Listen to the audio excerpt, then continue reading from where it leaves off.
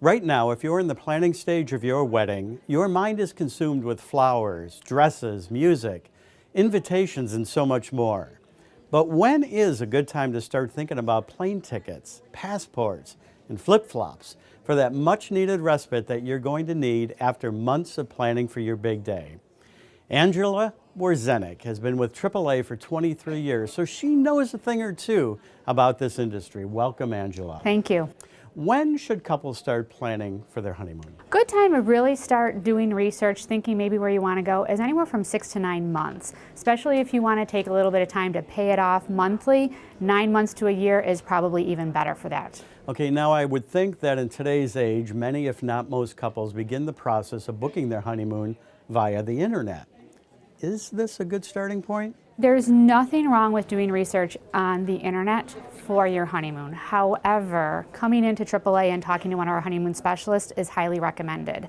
We have been in the industry for over 100 years, and most of our agents have been very well traveled. They're going to want to talk to you, make this process as easy and seamless as possible for you. They act as pretty much human trip advisors, when you say. Pretty much, yeah, human trip advisors. I would say 90% of our agents have been to a lot of these different resorts, so they're going to be able to pick the right resort that's going to match that honeymoon couple.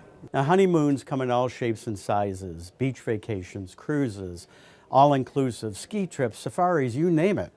I guess what it all comes down to is personality, maybe, of the couple? Personality definitely is going to play a big part of it. You should have an idea. What do you want to accomplish on your honeymoon? Do you want to just sit back, relax, have some drinks? Or do you want some more adventure on your honeymoon where you want actually to be doing activities every day, every other day? So it is going to come down to what the honeymoon couple is really looking to achieve and get out of their experience. Okay, so my fiance and I are planning our big getaway. And by the way, I'm going to give you something to chew on. It's your wedding day. You're probably going to be drinking. You're probably going to be exhausted. So think about giving yourself a chance to catch your breath between your ceremony and your big trip. You may want to think about leaving on a Monday or Tuesday after the wedding. Good idea or bad idea, Angela? Good idea. And actually, it's kind of what we have been seeing on a regular basis in the offices, is that a lot of honeymoon couples are delaying it a day, going on Monday, Tuesday, sometimes even a week or even a month afterward, and they're planning their honeymoon. Are there resorts that cater better to honeymoons, say, without the screaming kids around? There are several resorts in Mexico and the Caribbean that actually do cater more towards it's adults only. And it is a case where I can speak from experience. It is so nice going to an adults only resort. I actually can't imagine going back to a family resort myself right now. There you go.